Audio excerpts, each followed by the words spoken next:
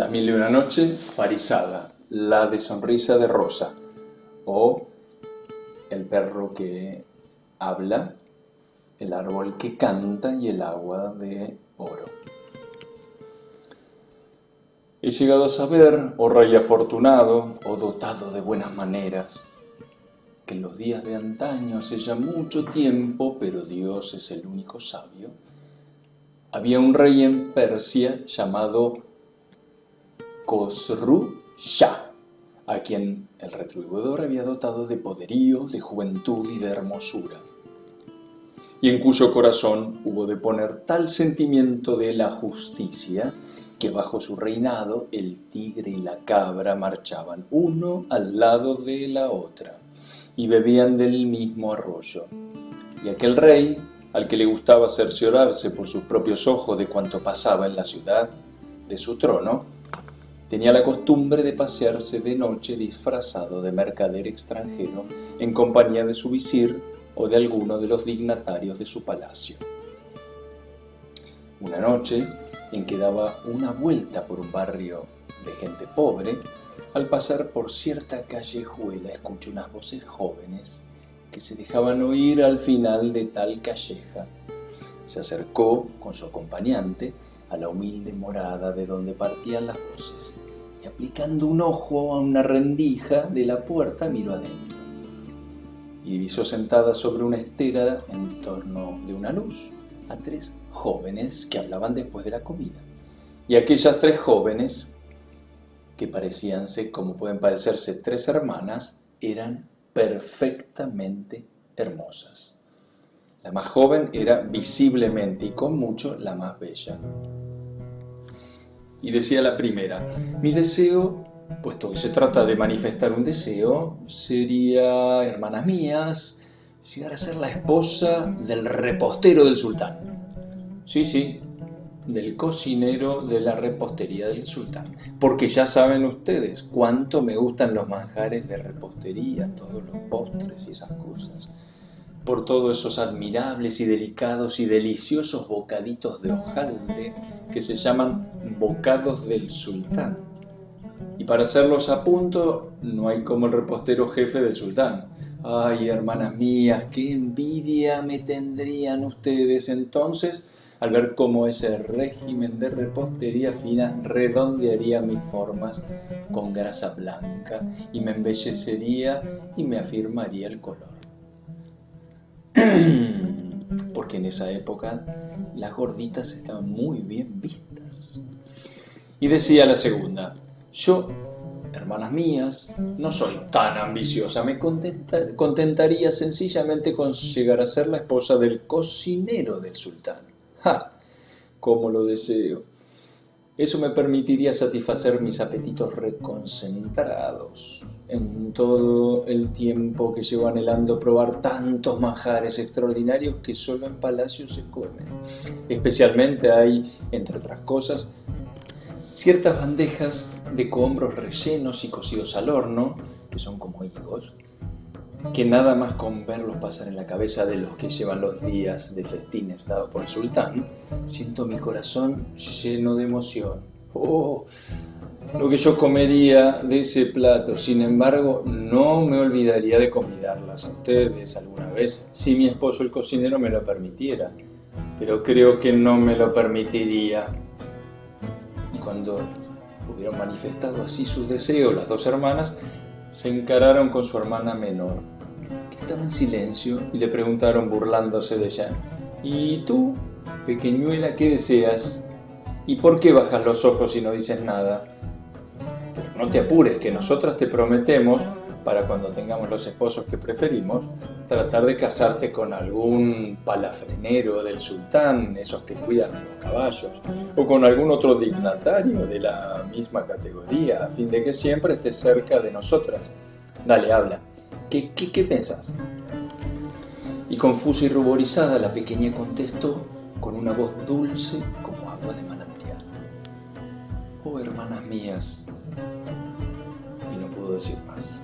Y riéndose de su timidez, las dos jóvenes la acosaron a preguntas y bromas hasta que la decidieron hablar.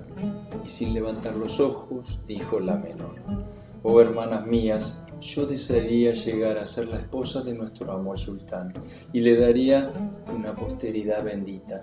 Y los hijos que Dios hiciera nacer de nuestra unión serían dignos de su padre. Y la hija que me gustaría tener ante mi vista sería una sonrisa del cielo mismo. Sus cabellos serían de oro por un lado y de plata por otro.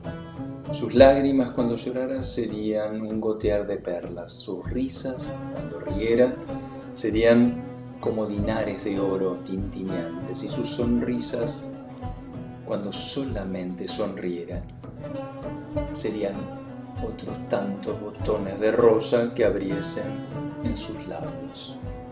Y eso fue todo. Y el sultán y su visir veían y oían, pero teniendo miedo que se dieran cuenta que estaban ahí, decidieron alejarse sin enterarse de más.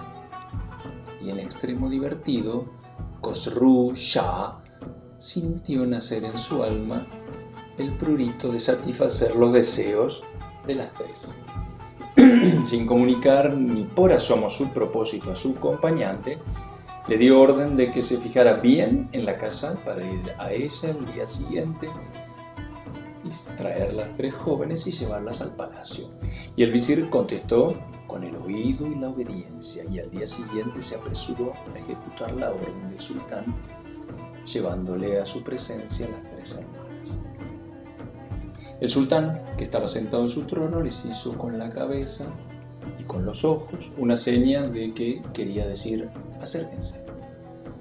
Y se acercaron ellas, temblando, enredándose en sus pobres trajes de tela grosera. Y el sultán les dijo con una sonrisa de bondad: la paz sea con ustedes, hermosas jóvenes. Estamos en el día en que el destino de ustedes y en el que se realizará el deseo de ustedes.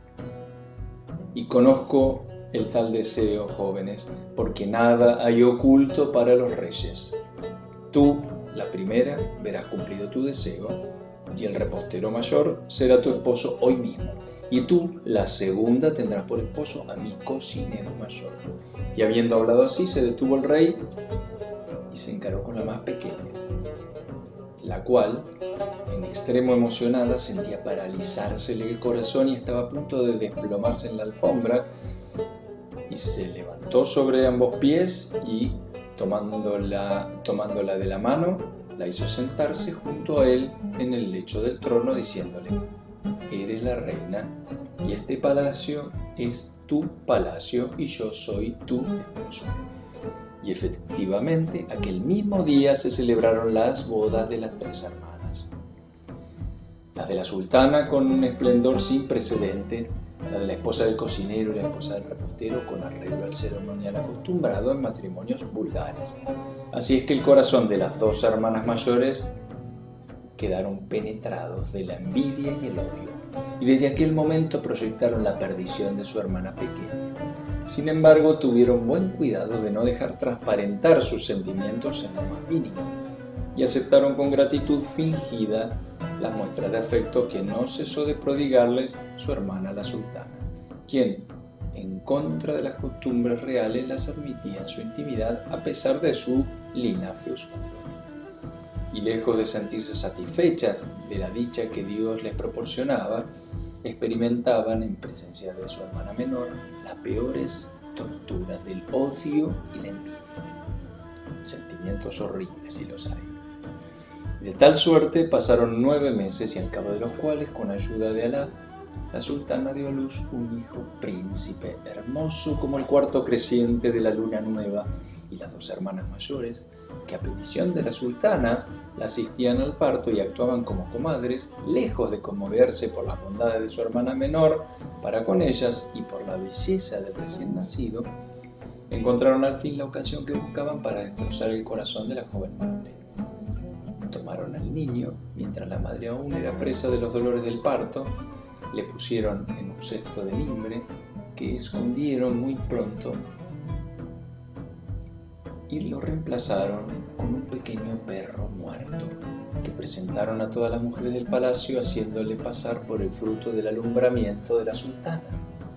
Al saber esta noticia, el sultán Khosroo Shah vio ennegrecerse el mundo ante su vista y en el límite de la pena fue a encerrarse en sus aposentos, negándose a despachar los asuntos del rey.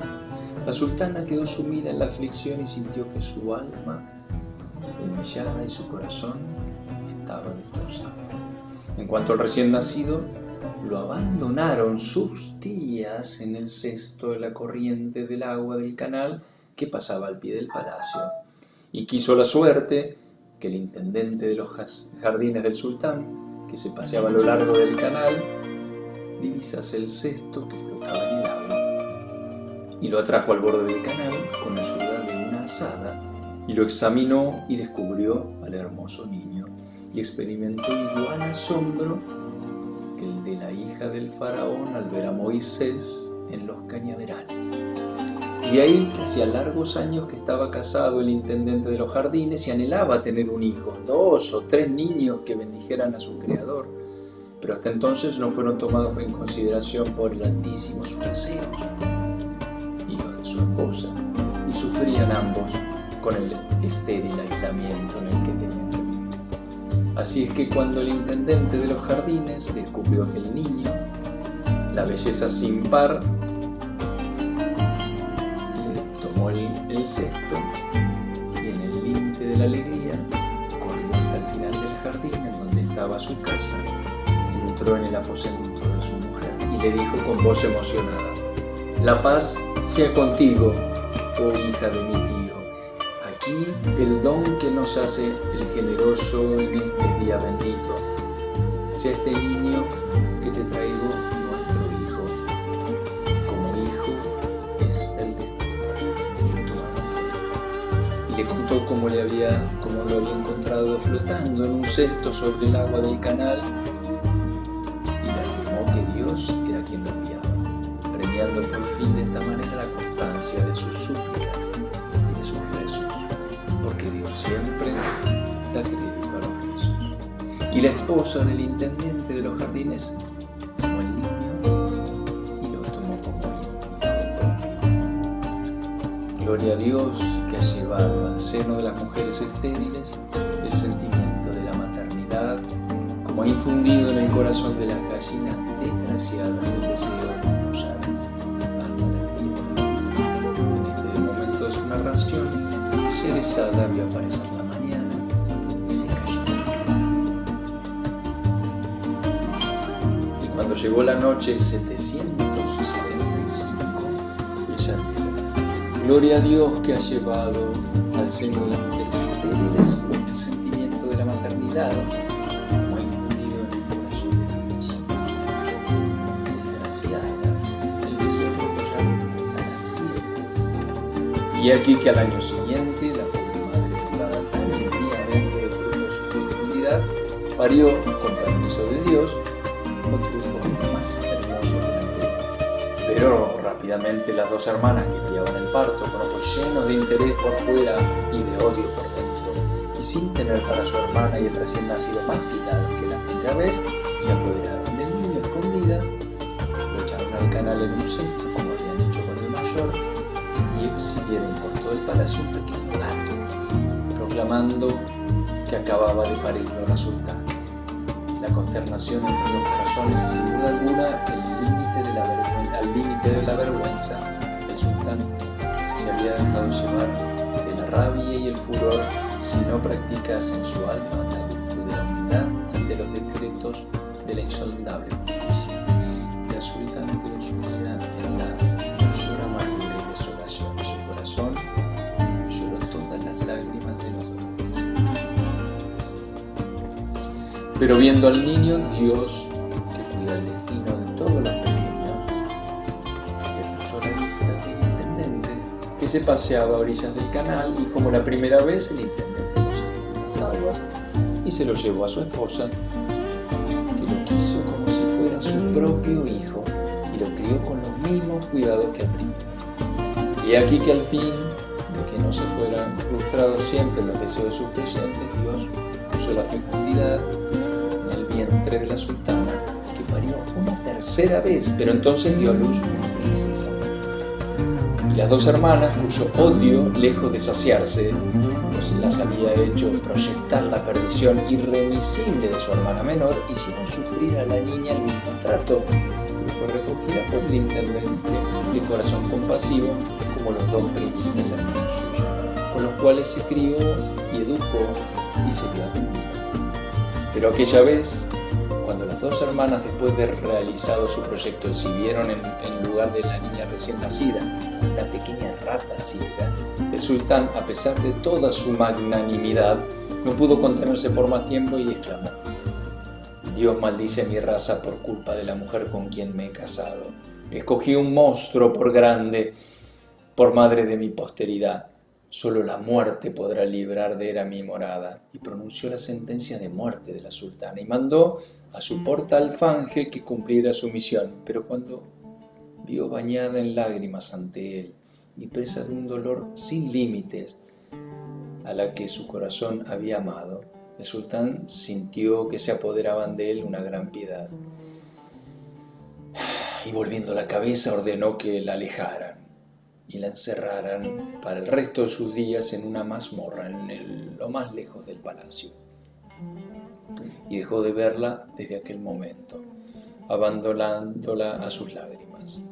Y la pobre madre tuvo que conocer todos los dolores de la tierra.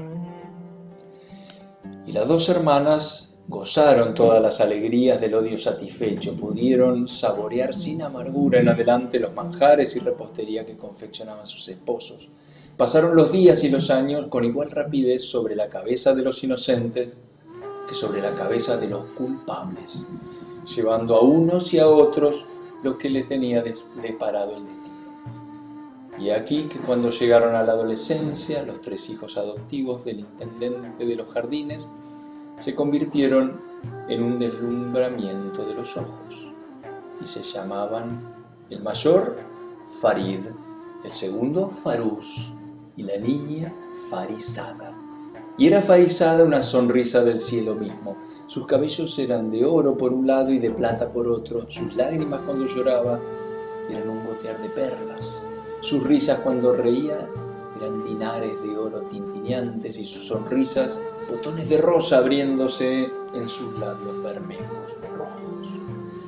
Por eso, cuando se acercaban a ella, así su padre como su madre y sus hermanos no podían por menos, cuando la llamaban por su nombre, Farizada, añadir la de sonrisa de rosa. Pero lo más frecuente era que la llamaran sencillamente la de sonrisa de rosa.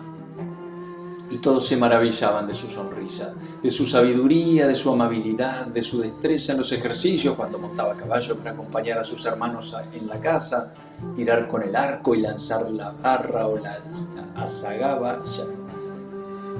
azagaya, que no sé qué es, una lanza creo, de la elegancia de sus maneras, de sus conocimientos en poesía y ciencias ocultas y del esplendor de su cabellera, que era de oro por un lado y de plata por otro. Y al verla tan hermosa, a la par que tan perfecta, sus amigas, las amigas de su madre, lloraban de emoción. Y así fue como crecieron los pequeños del intendente de los jardines del reino. Y aquel hombre no tardó en llegar a la última vejez, rodeado del afecto y del respeto de los niños, y con los ojos refrescados por su hermosura. Y pronto le precedió la misericordia del retribuidor su esposa, que había vivido lo que le correspondía de la vida, y aquella muerte fue para todos ellos causa de tanto pesar y tanta pena que el intendente no pudo determinarse a habitar por más tiempo en la casa donde la difunta fue el manantial de su serenidad y de su dicha. Se murió la esposa y él se puso muy triste. Se arrojó a los pies del sultán y le suplicó que se dignase relevarle de las funciones que llevaba a cabo entre sus manos desde hacía largos años, y el sultán, muy apenado por el alejamiento del servidor tan fiel, accedió a su petición con mucho sentimiento.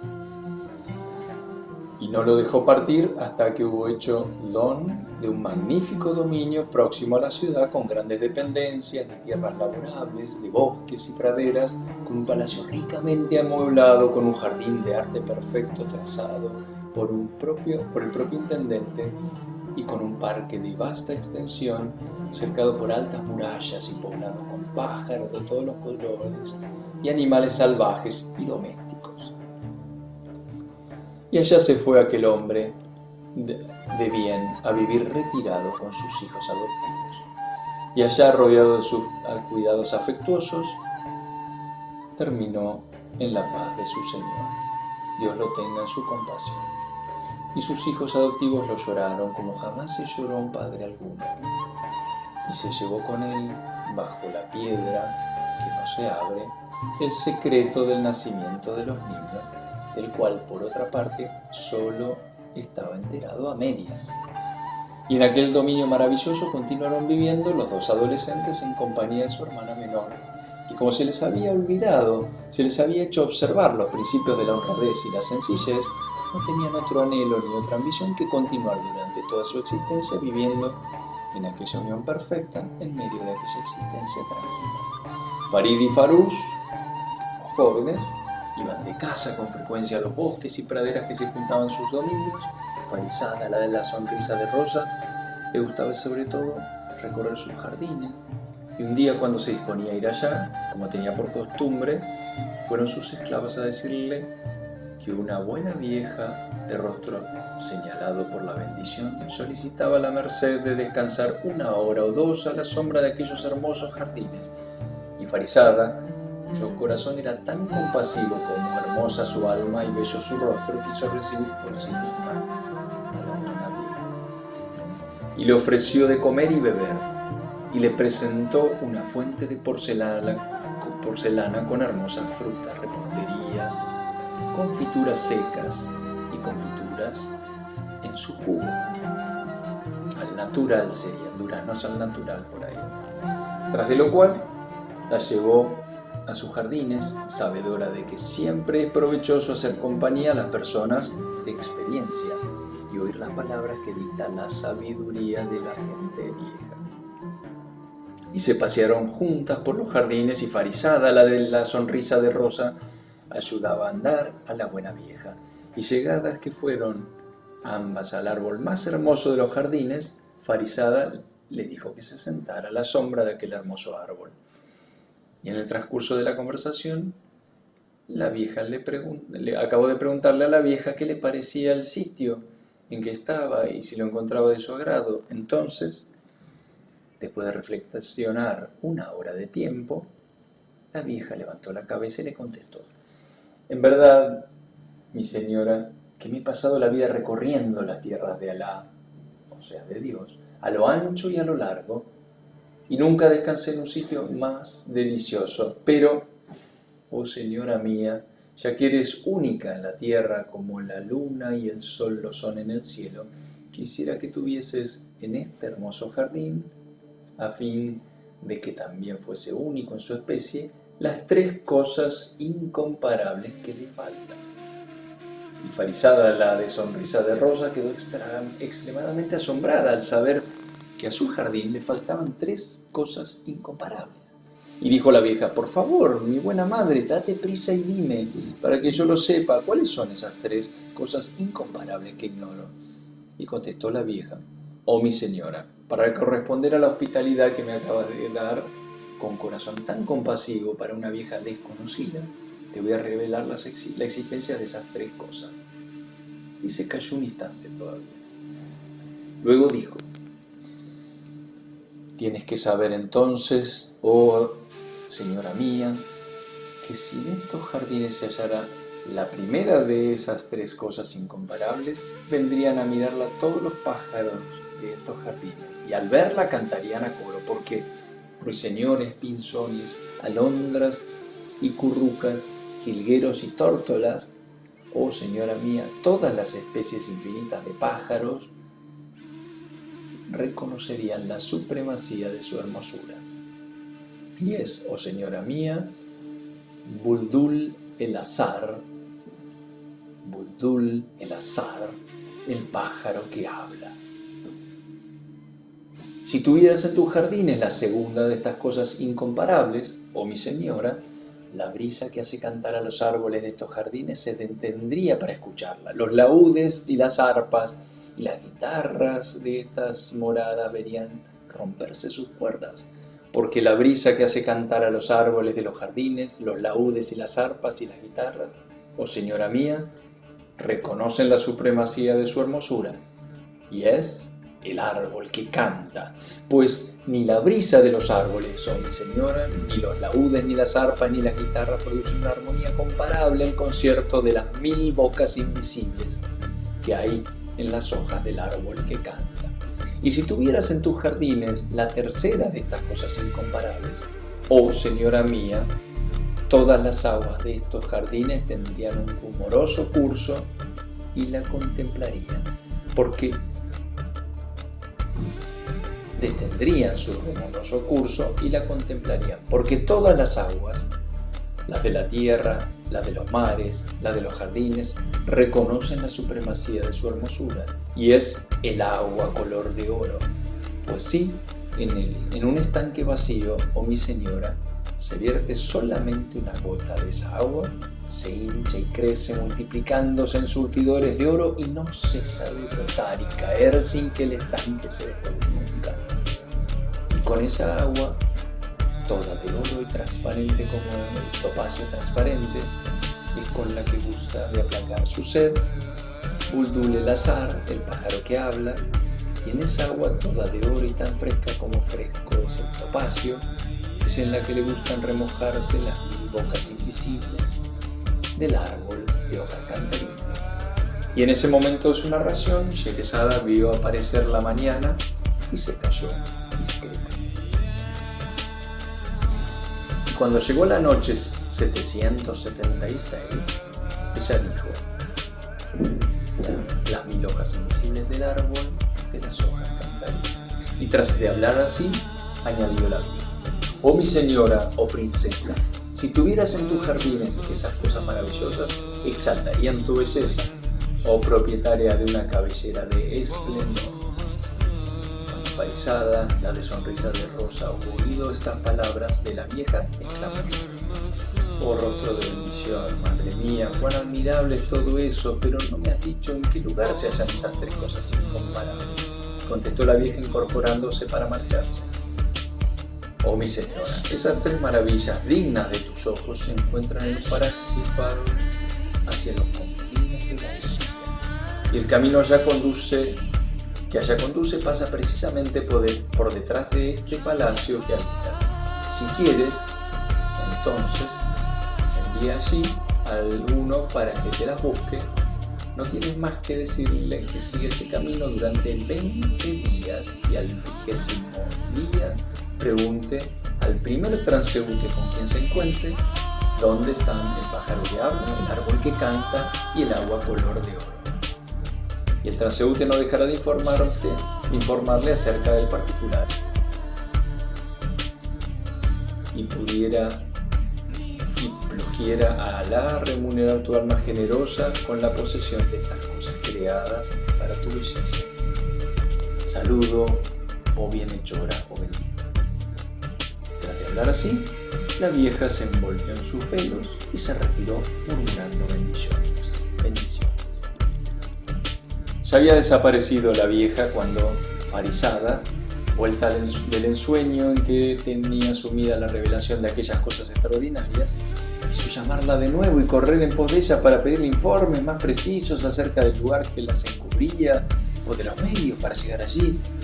Pero al ver que era demasiado tarde, se puso a repetir palabra por palabra las escasas indicaciones que había oído, a fin de no olvidarse de nada, y con ello sentía crecer en su alma el deseo irresistible de poseer, no solamente de ver tales maravillas, por mucho que procurara no pensar más en ellas, y empezó a recorrer entonces las avenidas de los jardines y los rincones familiares que le eran tan queridos, pero le parecían exentos de encanto, pletóricos de aburrimiento, y encontró inoportunas las voces de sus pájaros que saludaban al pasar. Y Farisada, la de sonrisa de rosa, se puso muy triste y lloró caminando por las avenidas. Y las lágrimas que derramaba dejaban en la arena tras ella un reguero de gotas de sus ojos cuajadas de perlas. Entre tanto regresaron de la casa sus hermanos Farid y Farús. Y como no encontraron a su hermana Farisada en el bosque de los jardines, donde por lo general estaba a su vuelta, se apenaron por aquella negligencia y se pusieron a buscar a la joven. Y sobre la arena de las avenidas vieron las perlas cuajadas de sus ojos y se dijeron: qué triste está nuestra hermana. ¿Por qué motivo de pena habrá anidado en su alma para hacerla llorar así? Y siguieron sus huellas guiados por las perlas de las avenidas. Y la hallaron bañada en lágrimas en el fondo de la espesura. Y corrieron a ella y la besaron y le dieron mimos y la acariciaron para calmar su alma querida. Y le dijeron: hermanita Farisada, ¿dónde están las rosas de tu alegría y el oro de tu buen humor? Respóndenos, hermana. Farisada les sonrió porque los quería. Y en sus labios nació de pronto un leve botón de rosa enrojecido. Oh, hermanos míos, y no se atrevió a decir más, muy avergonzado de su primer deseo. Y ellos le dijeron: oh Farisada, la de sonrisa de rosa, oh hermana nuestra, ¿qué emociones desconocidas te turban en el alma? Cuéntanos tus penas, si es que no dudas de nuestro cariño. Y Farisada, decidiéndose por fin a hablar, le dijo: hermanos míos, ya no me gustan, hija mía, y rompió a llorar. Y de sus ojos desbordaron las perlas. Y como ellos callaban, inquietos, entristecidos por la noticia tan grave, les dijo: ya no me gustan mis jardines, le falta el pájaro que habla, el árbol que canta y el agua color de oro. Dejándose arrastrar de pronto por la intensidad de su deseo, Farisada contó sin interrupción a sus hermanos la visita de la buena vieja y con acento excitado en extremo les explicó en qué consistía la excelencia del pájaro que habla, del árbol que canta y del agua color de oro. Cuando la escucharon, sus hermanos llegaron al límite del asombro y le dijeron: nuestra amada hermana, calma tu alma y refresca tus ojos, porque aunque esas cosas estuvieran en la inaccesible cima de la montaña Kaf, iríamos a conquistarlas para vos. Pero para facilitar nuestras pesquisas, podrás decirnos solamente en qué lugar nos es posible encontrarlas. Y Farisada, muy ruborosa de haber expresado así su primer deseo, les explicó lo que sabía respecto del paraje en que debían hallarse aquellas cosas y añadió: eso y nada más es cuanto sé. Y exclamaron a su vez ambos hermanos: hermana nuestra, vamos a partir en busca de esas cosas. Pero ella les gritó asustada: no partan. Farid el mayor dijo: tu deseo está por encima de nuestra cabeza y de nuestros ojos, oh Farisada, pero quien corresponde realizarlo es solo a mí, que soy el mayor. Todavía está ensillado mi caballo, y me conducirá sin cansarse a los confines de la India, donde se hallan esas 3 maravillas que te voy a traer si Dios quiere. Y se encaró con su hermano Farús y le dijo: tú, hermano mío, te quedarás aquí para cuidar a nuestra hermana durante mi ausencia, porque no conviene que la dejemos completamente sola en la casa. Y corrió en aquel mismo instante en busca de su caballo, saltó a los lomos del bruto, y inclinándose besó a su hermano Farús, a su hermana Farisada, a la cual dijo, la dejó toda desolada.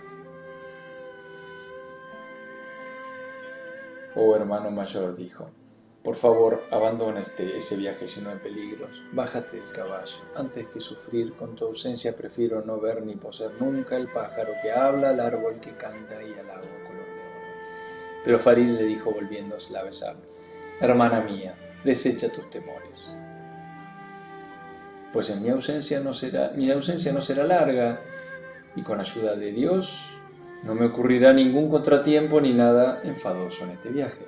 Y además, con objeto de que no te atormente la inquietud durante mi ausencia, toma este cuchillo que te confío. Y se sacó del cinturón un cuchillo que tenía el mango incrustado con las primeras perlas vertidas por los ojos de Farisada en la niñez, y se lo entregó diciendo, este cuchillo, oh Farisada, te dará cuenta de mi estado. sácalo de la vaina de cuando en cuando y examina la hoja. Si la ves tan limpia y brillante como está en este momento, será prueba de que sigo con vida y lleno de salud. Pero si la ves empañada y mohosa, has de saber que me ha ocurrido un grave contratiempo o que estoy cautivo. Y si ves que gotea sangre, ten la certeza que ya no me encuentro entre los vivos. Y en ese caso, tú y mi hermano invocaréis para mí la compasión de Dios. Dijo, y sin querer escuchar más, partió al galope de su caballo por el camino que conducía a la India. Durante 20 días y 20 noches viajó por soledades en que no había más presencia que la de la hierba verde y la de Dios. Y al 20º día de su viaje llegó a cierta pradera al pie de una montaña, y en aquella pradera vio un árbol, y a la sombra de aquel árbol estaba sentado un jeique muy viejo. El rostro de aquel jeique tan viejo desaparecía por completo bajo sus largos cabellos, bajo los mechones de sus cejas, bajo los pelos de una barba que era prodigiosa y blanca como la lana recién cardada, y sus brazos y sus piernas eran de una delgadez extremada, y sus manos y sus pies terminaban en uñas de una longitud extraordinaria, y con la mano izquierda desgranaba un rosario, en tanto que la mano derecha la tenía inmóvil a la altura de su frente, con el índice levantado, con arreglo al rito para atestiguar la unidad del Altísimo. Y era, sin dudar, un viejo asceta retirado del mundo, quién sabe desde qué tiempos desconocidos. Y como precisamente él era el primer hombre con quien se encontraba en aquel 20º día de su viaje, el príncipe Farid echó pie en la tierra, se bajó del caballo y teniendo su caballo de la brida, avanzó hacia el jeique y le dijo: «La salema contigo, santo hombre, ¿cómo estás?». El anciano le devolvió su saludo, pero con una voz tan apagada por el espesor de su bigote y de su barba que el príncipe Farid no pudo percibir más que palabras inteligibles. Entonces el príncipe Farid, que solo se había detenido para pedir informes sobre lo que iba a buscar tan lejos de su país, se dijo: «Es preciso que le entiendan». Y sacó de su zurrón de viaje unas tijeras y le dijo al jeique: «Oh venerable tío, permíteme que te preste algunos cuidados, de los cuales no has tenido tiempo de ocuparte por ti mismo, sumido como estás sin cesar en pensamiento de santidad». Y como el viejo jeique no se opuso a ninguna negativa ni resistencia, Farid empezó a cortarle y arreglarle a su antojo la barba, el bigote, las cejas, los cabellos y las uñas, de modo y manera que el jeique quedó en ello rejuvenecido en 20 años por lo menos. Tras prestar este servicio al anciano, le dijo, como costumbre entre los barberos, que te sirva de frescura y de delicia. Cuando el viejo jeique se sintió de tal suerte aliviado de cuanto le abrumaba el cuerpo, se mostró en extremo satisfecho y sonrió al viajero. Luego le dijo, con voz más clara, ya que la de un niño: «Alá haga descender sobre ti sus bendiciones, oh hijo mío, por el beneficio que este anciano te dé. También yo, quien quiera que seas, oh viejo o viajero de bien, estoy dispuesto a ayudarte con mis consejos y con mis técnicas». Y Farid se apresuró a contarle: «Vengo desde muy lejos en busca del árbol que habla, del pájaro que habla, el árbol que canta y el agua de color de oro. ¿Puedes decirme, pues, en qué lugar me será posible encontrarlos? ¿O acaso no sabes nada de estas cosas?». Por estas palabras, el joven viejo jeique cesó de desgranar su rosario, de tan emocionado como se hallaba, y no contestó. Y Farid le preguntó: «¿Por qué no hablas?». «Para que no se enfríe aquí mi caballo, date prisa a decirme si sabes lo que te pregunto o si no lo sabes». Y acabó el jeique por decirle: «Ciertamente, hijo mío, conozco el lugar en que se encuentran esas tres cosas, el camino que allá conduce, pero tan grande es a mis ojos el servicio que me ha prestado, que no puedo decidirme a exponerte, en cambio, a los peligros terribles que de semejante ofensa». Luego añadió: «Hijo mío, mejor sería que te apresures a volver sobre tus pasos y a regresar a tu país». Y dijo Farid lleno de arresto. Mi buen tío, indícame únicamente el camino que tengo que seguir y no te preocupes por lo demás, porque Dios me ha dotado de brazos que saben defender a su propietario. Y preguntó con lentitud al jeique: ¿pero cómo van a defenderte contra lo invisible, oh hijo mío? Máxime cuando los de lo invisible son millares y millares. Farid meneó la cabeza y contestó: no hay fuerza ni poder más grande que el de Alá, el exaltado. Oh venerable jeique, al cuello llevo mi destino, y si yo lo quisiera esquivar me perdería. Dime pues que ya lo que sabes, qué tengo que hacer, y con ello harás que te quede muy reconocido. Cuando el anciano del árbol vio que no podía disuadir el propósito al joven viajero, metió la mano en un saco que llevaba colgado en la cintura, extrajo de él una bolsa de granito rojo. En ese momento de la narración, Sherezada vio aparecer la mañana, se cayó y se fue. Cuando llegó la noche 777, ella dijo: cuando el anciano del árbol vio que no podía disuadir el propósito del joven, metió la mano en su saco que llevaba colgando en la cintura, extrajo de una bola de granito rojo. Ofreció la bola al viajero diciéndole: ella te conducirá donde tiene que conducir. Monta a caballo y arrójala delante de ti. Rodará y tú la seguirás hasta el paraje en que se pare. Entonces echarás pie en tierra, o sea, desmontarás, atarás tu caballo por la brida a esa bola y el animal no se moverá del sitio en que le dejes hasta que vuelva. Y treparás a esa montaña cuya cima se divisa desde aquí, y a tu paso verás por todas partes grandes piedras negras y oirás voces que no son las voces de los torrentes ni las de los vientos de los abismos, sino voces de los de lo invisible. Y te gritarán palabras que hielan la sangre de los hombres, pero no las escuches, porque si vuelves la cabeza para mirar detrás de ti, mientras te llaman, tan pronto de cerca como de lejos, en el mismo instante te convertirás en una piedra negra semejante a las piedras negras de la montaña. Pero si resistiendo esa llamada llegas a la cima, encontrarás allí una jaula, y en la jaula al pájaro que habla. Y le dirás: la Salema contigo, oh Badul el Azar. ¿Dónde está el árbol que canta? ¿Dónde está el agua de color de oro? Y el pájaro que habla te responderá: Usa Salam. Y tras hablar así, el jeique lanzó un profundo suspiro y nada más. Entonces Farid se apresuró a montar el caballo y con todas sus fuerzas arrojó ante sí la bola. Y la bola de granito rodó, y al caballo de Farid, que era un relámpago entre los corredores, le costaba trabajo seguirla por entre las breñas que franqueaba, las zanjas que saltaba y los obstáculos que salvaba. Y continuó la bola rodando así con una velocidad no interrumpida hasta que tropezó con los primeros peñascos de la montaña.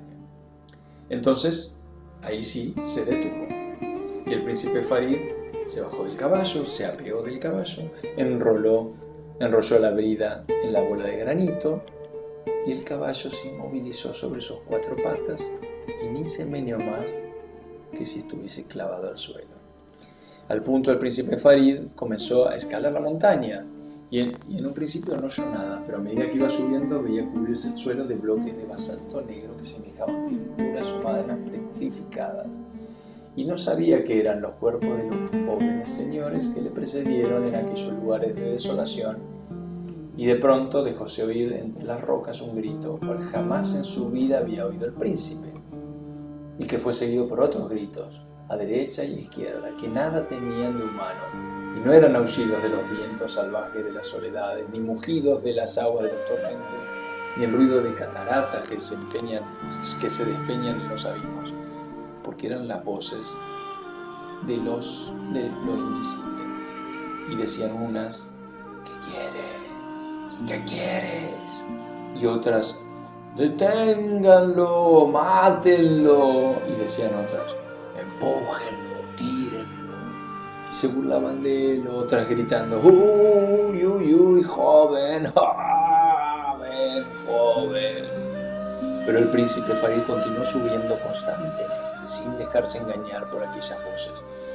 Y tan numerosas y tan terribles hiciéronse las voces bien pronto, y su aliento le pasaba a veces tan cerca del rostro al joven, que resultaba tan espantoso aquel estrépito a derecha y a izquierda, por delante y por detrás, y eran tan amenazadoras, tan apremiantes, hacíanse sus llamamientos, que a pesar suyo, el príncipe Farid vaciló, y olvidando la advertencia del anciano del árbol, dio vuelta la cabeza al sentir el aliento más fuerte de una de las veces, y en ese mismo momento resonó un espantoso aullido lanzado por miles de voces, seguido de un silencio prolongado. Y el príncipe Farid quedó convertido en piedra de basalto negro. Y al pie de la montaña sucedió lo mismo con el caballo, que hubo de quedar convertido en bloque informe. La bola de granito rojo de nuevo emprendió rodando el camino del árbol del anciano. Y he aquí que aquel día, como tenía por costumbre, la princesa Farizada sacó el cuchillo de la vaina que llevaba constantemente al cinto y se puso pálida y temblorosa al ver la hoja, limpia y brillante todavía la víspera, toda empañada y enmohecida entonces. Y desplomándose en los brazos del príncipe Farush, que acudió a llamarla a ella, exclamó: ¡Ay, ¿dónde estás, hermano mío? ¿Por qué te dejé partir? ¿Qué ha sido de ti en esos países extranjeros? Desgraciada de mí, culpable Farizada, ya no te quiero. Los sollozos la sofocaban e hinchaban en su pecho, y el príncipe Farush, no menos afligido que su hermana, se puso a consolarla. Luego le dijo: lo pasado, pasado, Farizada, pues todo lo que está escrito va a ocurrir. Ahora me toca a mí ir en la búsqueda de nuestro hermano, y traerlo al mismo tiempo las tres cosas que han ocasionado el cautiverio a que debe estar él reducido en este momento. Exclamó Farizada suplicante: no, por favor, no partas. Si ha de ser para ir en busca de lo que ha deseado mi alma insaciable. Oh, hermano mío, si te ocurriera algún contratiempo, moriría yo. Pero esas quejas y lágrimas no disuadieron de su resolución al príncipe Farush. Montó a caballo y, después de decir adiós a su hermana, le dio un rosario de perlas hecho con las segundas lágrimas que lloró Farizada en la niñez, y le dijo: si estas perlas, oh Farizada, cesaran de correr unas tras otras entre tus dedos y pareciera que están pegadas, sería señal de que había yo sufrido la misma suerte que nuestro hermano. Y Farizada, muy triste, dijo besándolo: haga Dios, bien amado hermano mío, que no sea así. Ojalá regreses a la morada con nuestro hermano mayor. Y el príncipe Farush emprendió a su vez el camino que conducía a la India. Y al 20º día de su viaje encontró al anciano del árbol, que estaba sentado como le había visto el príncipe Farid, con el índice de la mano derecha alzado a la altura de su frente. Y después de las alemas, el anciano, al ser interrogado, informó al príncipe de la suerte de su hermano e hizo cuanto pudo para disuadirlo de su propósito, pero al ver de que nada servía su insistencia, le entregó la bola de granito rojo y ésta lo condujo al pie de la montaña fatal. Y el príncipe Farush se aventuró resueltamente por la montaña, y a su paso se alzaban las voces, pero él no las escuchaba y no respondía a las injurias y a las amenazas y a los llamamientos. Y había ya llegado a la mitad de su ascensión cuando pronto oyó gritar tras él: hermano mío, no huyas de mí. Y olvidando toda prudencia, Farush se volvió al oír esta voz, y al instante quedó convertido en un bloque de basalto negro. Y desde su palacio, Farizada, que ni de día ni de noche abandonaba el rosario de perlas y sin cesar pasaba las cuentas entre sus dedos, advirtió que no obedecían al movimiento que les imprimía ella. y vio que estaban pegadas unas a otras. Y exclamó: «Oh, pobres mis hermanos, víctimas de mis caprichos y de reunirme con ellos».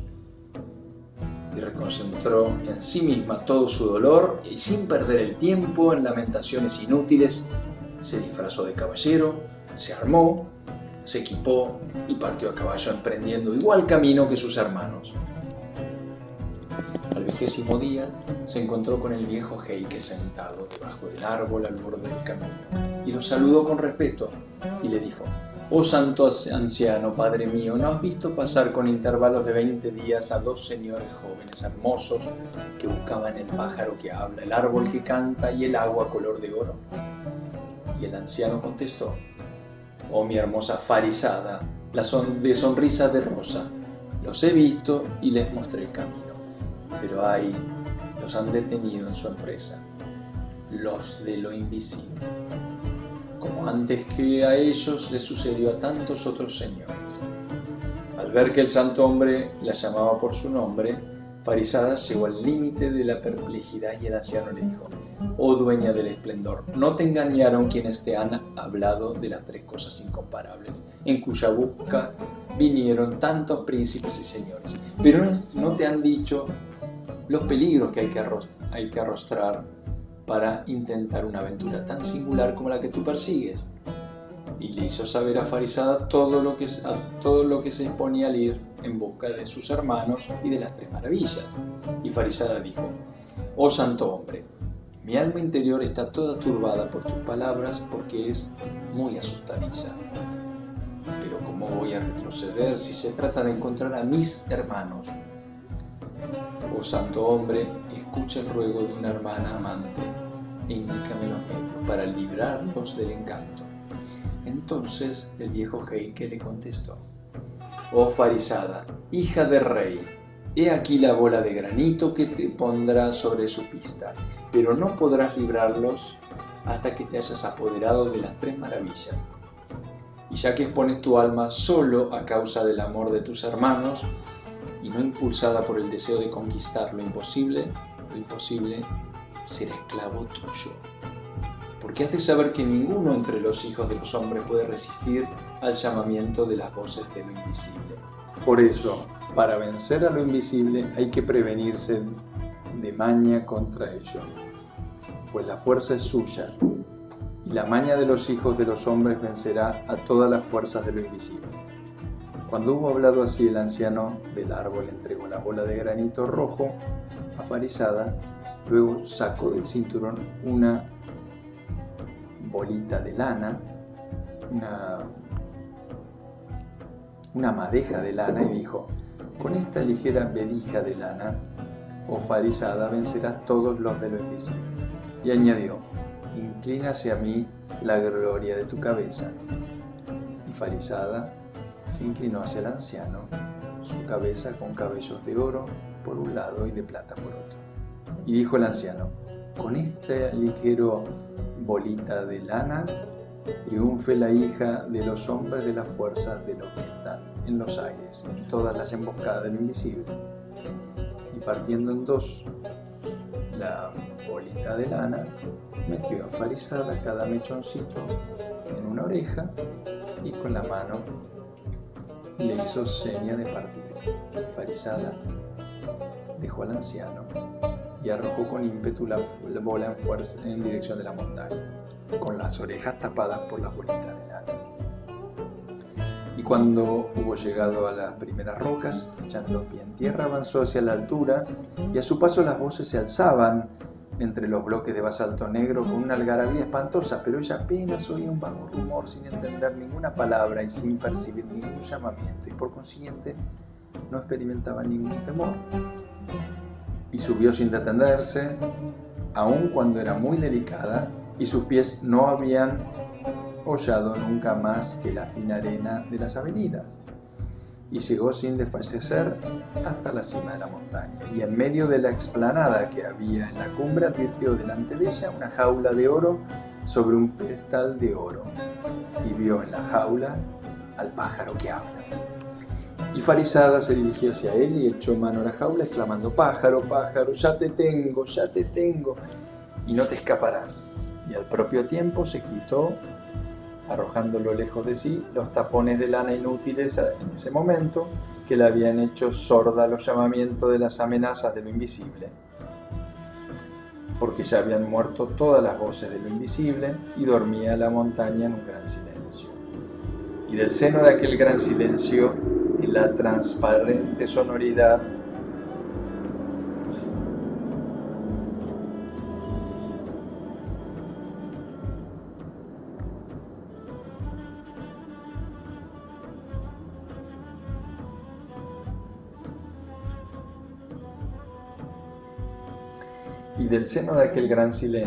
en la transparente sonoridad, se elevó la voz del pájaro que habla. Y en ese momento de su narración, Sherezada vio aparecer la mañana y se cayó discretamente.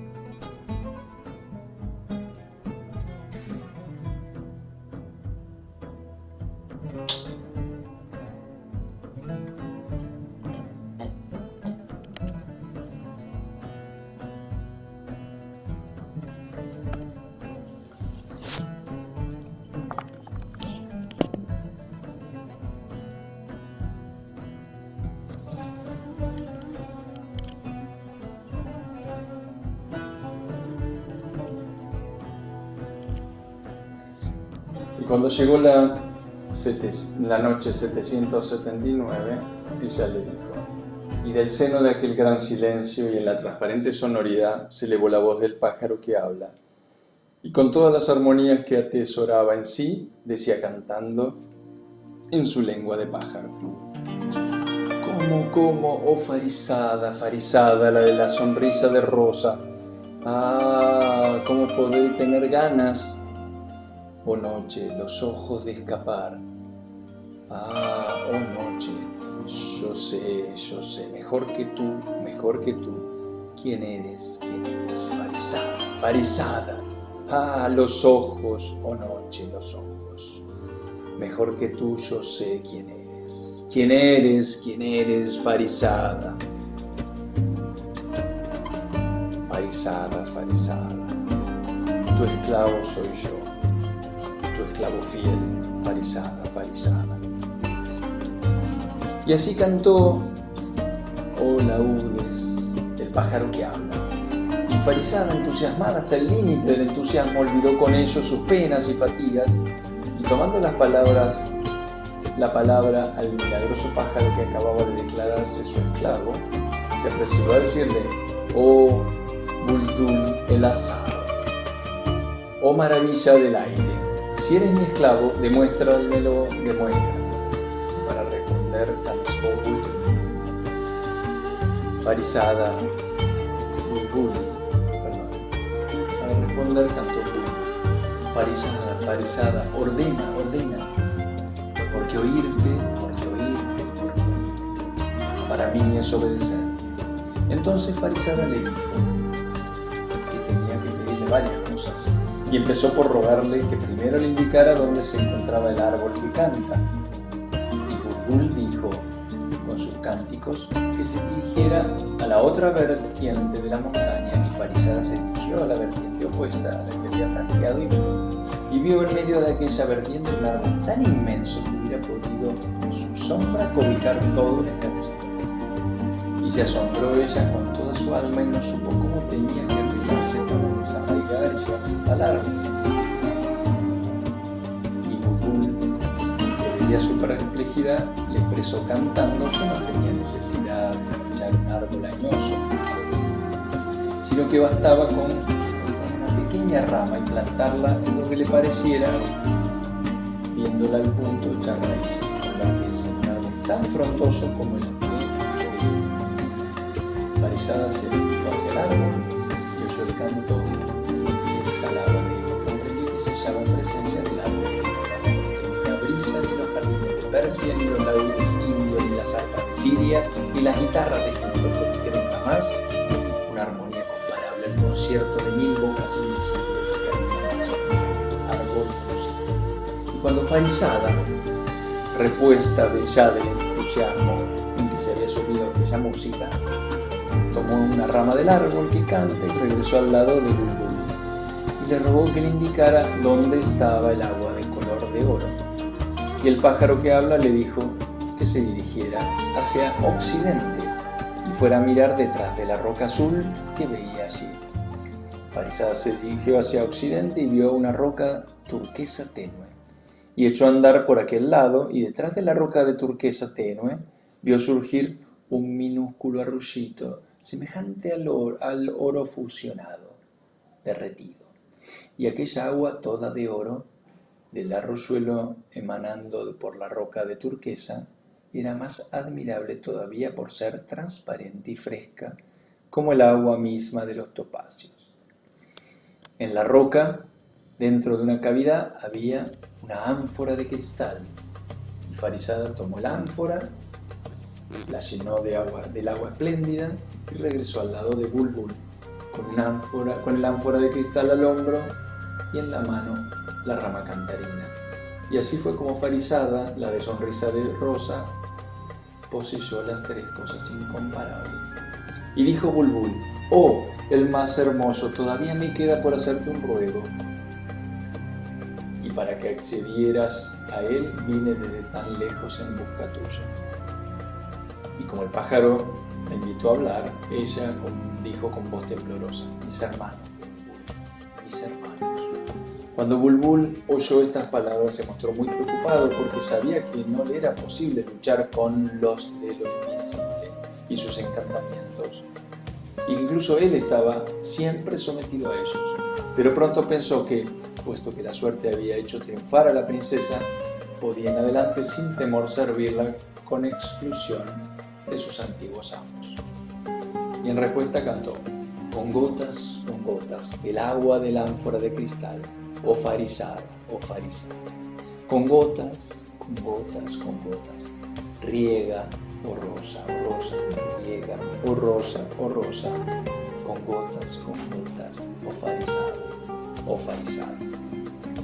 Y Farisada tomó con una mano el ánfora de cristal, con la otra la jaula de oro de Bulbul y la rama cantarina, y empezó a bajar por la vereda.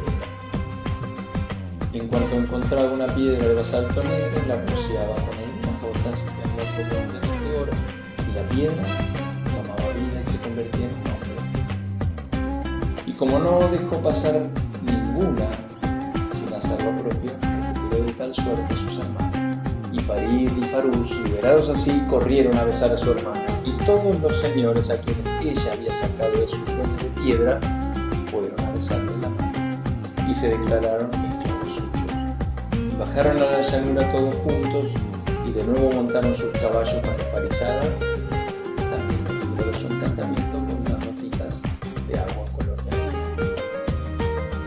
Y se encaminaron al lugar en que estaba el árbol del anciano, pero el anciano ya no estaba en la pradera. El árbol ya no estaba tampoco en la pradera.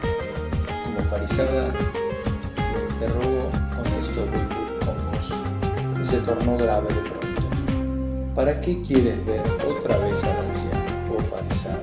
Ha prestado a la hija de los hombres la enseñanza que encierra la vendija de lana que guarda las cosas malas, las voces odiosas, las voces inoportunas y todas las voces que turban el alma íntima y le impiden llegar a las cumbres. Y al igual que el maestro que era oscurecido por su enseñanza, el anciano del árbol ha desaparecido cuando te ha transmitido su sabiduría, oh Farisada. En lo sucesivo no se adueñarán de tu alma los males que afligen a la mayoría de los hombres, porque ya entregarás tu alma a los acontecimientos exteriores que solo existen para quien se ocupa de ellos. Y has aprendido a conocer la serenidad que es madre de todas las bienandanzas. Y así se expresó el pájaro que habla, en el paraje donde se alzaba antes el árbol del anciano. Y todos se maravillaron de la belleza de su lenguaje y la profundidad de sus pensamientos. Y el grupo que servía de cortejo a Farisada continuó su camino, pero pronto empezó a disminuir, pues cuando uno tras otro encontraban el camino por donde habían llegado, los señores, librados del encanto por Farisada, iban a reiterarle la expresión de su gratitud. Besándole la mano, se despedían de ella y de sus hermanos. Y en la noche, el 20º día, la princesa Farizada y los príncipes Farid y Farúj llegaron con seguridad a su morada. En cuanto echaron pie en tierra, Farizada se apresuró a colgar la jaula en un bosquecito de su jardín.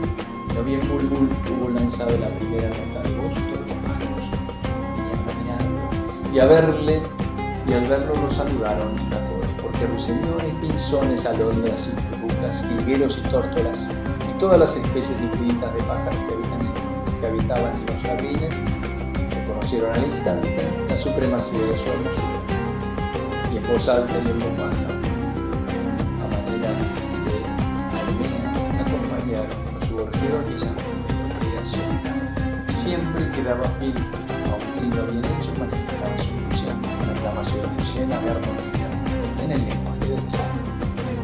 Farizada se acercó al estanque grande de alabastro donde tenía costumbre de mirarse los cabellos, de oro por un lado y de plata por otro, y vertió en él una gota del agua convertida en el estanque. Una gota de oro sin creció, se multiplicó en chispeantes surtidores y no cesó de brotar y caer, llevando una frescura de gruta marina al aire incandescente.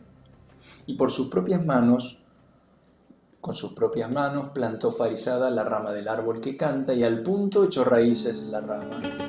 En unos instantes se convirtió en un árbol hermoso, tan hermoso como aquel donde fue encontrado. Y se exhaló de él un canto tan lindo que ni la brisa de los jardines de Persia, ni los laureles indios, ni las arpas de Siria, ni las guitarras de Egipto podrían producir aquellas celestiales. Y para escuchar a las 1000 voces invisibles, las 1000 bocas invisibles de las hojas musicales, detuvieron su rumoroso curso los arroyos, callaron sus voces hasta las aves, y recogió sus sedas la brisa vagabunda de las avenidas. Y en la morada comenzó una vida con días de dichosa monotonía.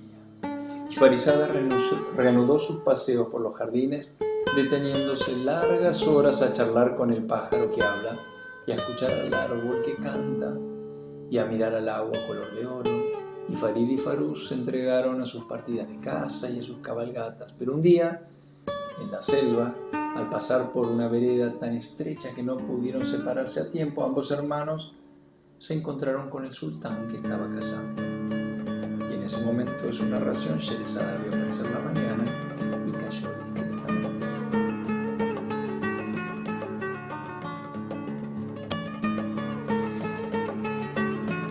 Y cuando llegó la noche 780, ella dijo: pero un día en la selva, al pasar por una vereda tan estrecha que no pudieron separarse a tiempo, ambos hermanos se encontraron con el sultán que estaba cazando. Y a toda prisa bajaron de sus caballos y se consternaron con la frente en la tierra. Y el sultán, en el límite de la sorpresa al ver aquella selva, dos jinetes que no conocía, vestidos tan ricamente como los de su séquito, tuvo curiosidad de verle la cara, dijo que se levantaron y se pusieron de pie ambos hermanos y se mantuvieron entre las manos del sultán en una actitud llena de nobleza que cuadraba maravillosamente con su aspecto respetuoso. Y al sultán le conmovió su hermosura y estuvo algún tiempo admirándolos sin andar, correspondiéndole de la cabeza con los pies. Luego les preguntó quiénes eran y dónde vivían, porque su corazón sentíase atraído hacia ellos y se había emocionado. Contestaron: oh rey del tiempo, somos hijos de tu difunto esclavo, el antiguo intendente de los jardines, y vivimos cerca de aquí, en la casa que debemos a tu generosidad. Y el sultán se alegró mucho de conocer a sus hijos, a los hijos de su servidor, pero le asombró que no se hubiesen presentado en palacio hasta aquel día para formar parte de su séquito. Y contestaron: oh rey del tiempo, perdónanos porque hasta el día nos hayamos abstenido de presentaros entre los hermanos, pero tenemos una hermana, la menor de nosotros, y la única recomendación de nuestro padre, y por la cual velamos con tanto cariño. No puedo pensar en abandonarla. Y el sultán quedó en extremo conmovido por aquella unión fraternal, y cada vez se felicitó más por su encuentro, diciendo: jamás hubiese creído que existieran en mi reino jóvenes tan cumplidos y tan desprovistos de bendiciones. Y sintió un deseo irresistible de visitarlos en su morada para refrescarse mejor los ojos con su contemplación. Y así se lo manifestó enseguida a ambos jóvenes, que respondieron con el oído y la obediencia y se apresuraron a darle escolta, y el príncipe Farid pronto tomó la delantera para advertir a su hermana Farizada de la llegada del sultán. Farizada, que no tenía costumbre de recibir gente, no supo cómo comportarse para hacer dignamente los honores de su casa, del sultán. Y en esa perplejidad no halló nada mejor que ir a consultar a su amigo Bulbul, el pájaro que habla. Dijo: oh Bulbul, el sultán nos ha hecho el honor de venir a nuestra casa. Tenemos que obsequiarlo. Date prisa en decirme cómo podremos corresponder de manera que salga contento de nuestra casa. Y Bulbul le contestó: oh mi señora, inútil es que la cocinera prepare bandejas y bandejas de manjares, porque no hay más que un plato que convenga hoy al sultán, y es preciso servirse. Y es un plato de cómbros rellenos de perlas. Farizada quedó asombrada, diciendo que el pájaro en la vida se le había trabado la lengua. Llamó: pájaro, no sabes lo que es eso. Cómbros rellenos de perlas, higos rellenos de perlas. Pero si eso es un guiso, nunca he oído. Si el rey nos hace el honor de asistir a una comida en nuestra casa, sin duda es para comer, no para tragar. Por lo visto, quiere decir un plato de cómbros rellenos de arroz. Oh, el pájaro que habla clamando así: nada de eso, nada de eso, nada de eso, nada de eso. Relleno de perlas, no de arroz, no de arroz, no de arroz. Farizada, que tenía plena confianza en el milagroso pájaro, se apresuró a dar orden a la vieja cocinera de preparar un plato de cómbros con perlas. Como no faltaban perlas en la morada, no fue difícil encontrarlas en una cantidad bastante grande para preparar el plato. Y entre tanto, hizo su entrada al jardín el sultán acompañado del príncipe Farid. Y Farid, que lo esperaba en el umbral, lo tomó del estribo y lo ayudó a echar bien. Y Farizada, la sonrisa de hermosa, lo mirado por primera vez, y se lo había comentado Bulbul, fue a besarle la mano, y el sultán, conmovido de su gracia y de su belleza, exhalaba toda esa. Y al pensar en su vejez y posteridad, lloró. Luego dijo bendiciendo: ¿quién deja posteridad? Alá te conceda, Padre de tan hermosos hijos, un sitio escogido a su diestra ante los bienaventurados. Eso lo dijo pensando en su amigo. Después añadió, usando de nuevo su mirada enfarizada e inclinada: y tú, oh hija de mi servidor, oh tallo perfumado, condúcenos alguna sombra deliciosa que nos acompañe. Y precedido de la temblorosa Farizada, seguido de ambos hermanos, el sultán echó a andar al pueblo. Y lo primero que hirió sus ojos, los ojos de Khosrow Shah, fue el surtidor de agua maravillosa. Y se detuvo un momento a mirarlo con admiración y exclamó: agua maravillosa, tanto complace a la vista. Y se adelantó para contemplarla más de cerca, y de pronto percibió el concierto del árbol que canta, y prestó oído entusiasmado a aquella música que caía del cielo. Estuvo largo rato escuchándola, luego exclamó: oh, jamás oí semejante música. Y cuando para escucharla mejor avanzaba en dirección de donde creía encontrarla, y aquí que la música cesó. Y un gran silencio adormeció todo el jardín, y del seno de aquel gran silencio se elevó la voz del pájaro, y con un canto solitario, brillante y entusiasta, y decía: bienvenido el sultán Khosrow Shah, bienvenido, bienvenido. Y tras la última nota emitida por aquella voz que cantaba en el aire, todo el coro de pájaros contento en su lenguaje: bienvenido, bienvenido, bienvenido. El sultán Khosrow Shah quedó maravillado de todo aquello, y su alma, ya tan conmovida por cuanto había sentido en tan poco tiempo, llegó a una ternura sin límites y exclamó: he aquí la casa de la dicha, como daría mi poderío y mi trono por habitar con vosotros, hijos del intendente. Y luego, cuando se disponía a interrogar a la farisada y a sus hermanos acerca de la procedencia de aquellas maravillas, de que no llegaba a darse cuenta exacta, le mostraron el árbol que canta y el pájaro que habla. La farisada le dijo: en cuanto a la procedencia de estas maravillas, es una historia que le contaré a vuestro amo el sultán cuando descanse.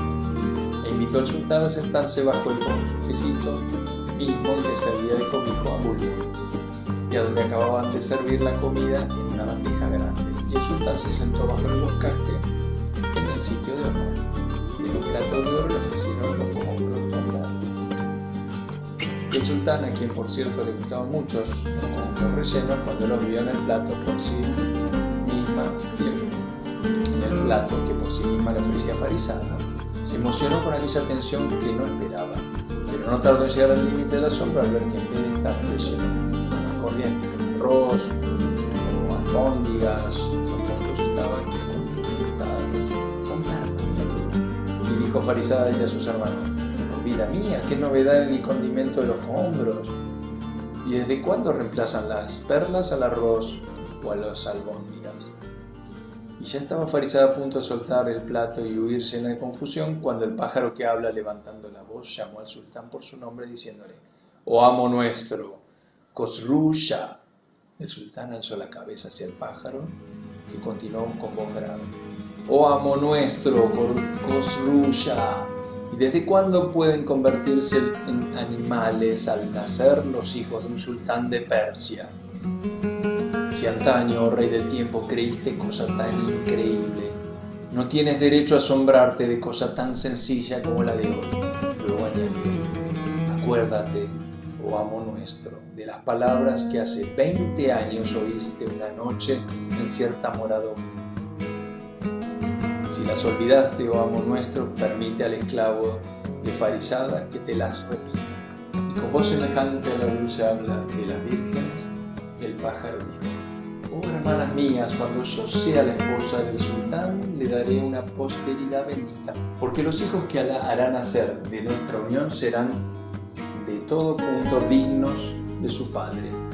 Y la hija que refrescará nuestros ojos será una sonrisa del cielo mismo. Sus cabellos serán de oro por un lado y de plata por otro. Sus lágrimas cuando llore serán perlas. Sus risas linares de oro y sus sonrisas botones de rosa. Al oír estas palabras el sultán escondió la cabeza entre sus manos y empezó a llorar. Y su antiguo dolor se hizo más vivo que en los días amargos del pasado. Y todos los pensamientos acumulados en el fondo de su alma desesperada afluyeron a su corazón de pronto y lo desgarraron. Pero enseguida se elevó de nuevo la voz de Bulbul, cantarina de alegría, que decía: levanta tus velos, oh Farisada, ante tu padre. Y Farisada, que no sabía desobedecer la voz de su amigo, se levantó los velos, y con ello se desprendió la banda que sujetaba su cabellera.